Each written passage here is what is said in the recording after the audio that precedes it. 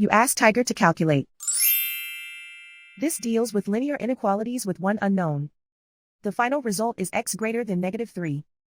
Let's solve it step by step. Swap sides.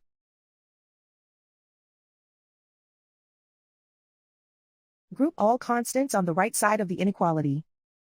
Subtract 3 from both sides.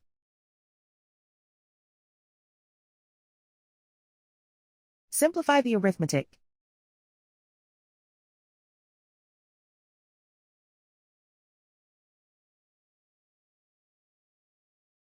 Isolate the x. Divide both sides by 2.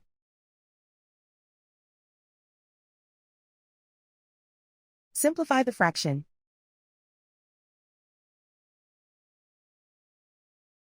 Find the greatest common factor of the numerator and denominator.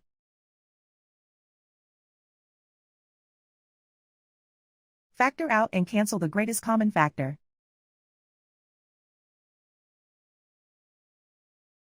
Plot the solution on a coordinate grid.